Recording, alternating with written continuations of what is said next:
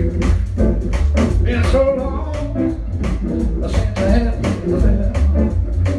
Since I had the fair. Since I had the fair. Since I had the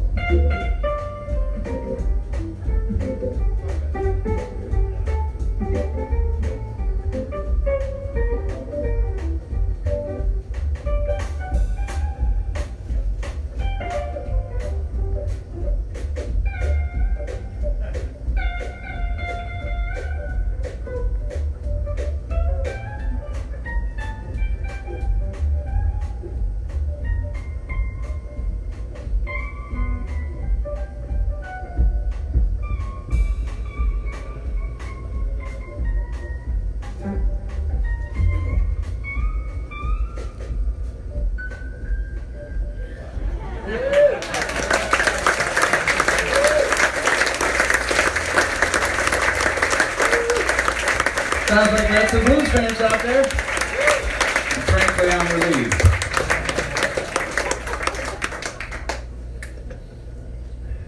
You know, I was in Vancouver there, '81, and there was this bar down in Gastown called the Anchor.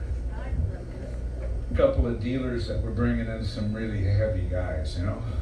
Great musicians. Sandy Price used to come up from Kansas City, Missouri. And Lloyd Glenn would come up. It was Lowell Folsom's first piano player and gave Ray Charles his first job. Lloyd got a hit, had to leave Lowell's band, and he says, well, I know this piano player is pretty good now. You can't see, but that was Ray's big break. But they brought up this guy who was one of my heroes, Lowell Folsom. You know, now even if you're a blues fan, you might not be familiar with him because most of his success came in the black radio, in the black communities. They used to call it race records, right? But he wrote a lot of blues standards that just all kinds of blues musicians recorded in the years after. He wrote a famous tune called Blue Shadows Falling.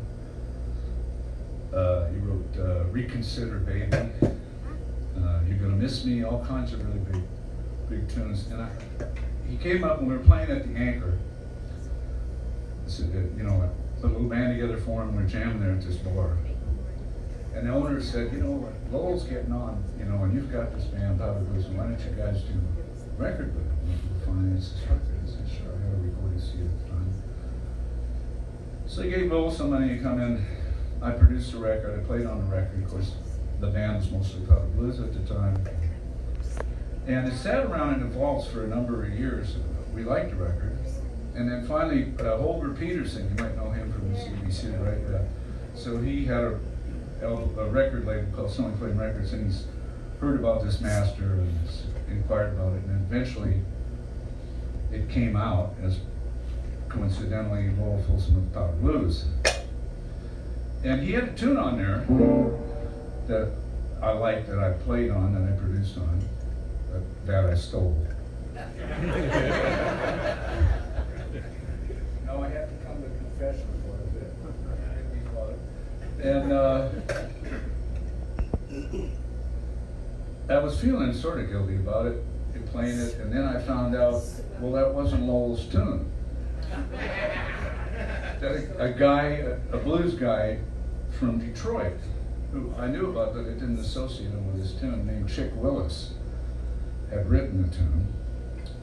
And this was in the days before the internet, so I had to do some deep research to try and dig up Chick Willis, who was still alive at the time. And I called him in Detroit. I said, Chick, it's Tom Lavin, you don't know me, I'm calling from Vancouver, BC, and I just did an album with a guy I know you know, Will Folsom, and he did this tune, and I stole the tune from him, and then I discovered that he had stolen the tune from you. And my purpose of my call today I'm just wondering, could you tell me who you stole the tune from? So, both of those guys were a good influence on me. I looked at them as some of my heroes, and I'd like to dedicate to the memory of Chick Willis and Lowell Fulson. Here's the Chick Willis tune, all of Lowell Fulson, called, very tenderly, it's called Stoop Down Baby Let Daddy See. I want to stoop down baby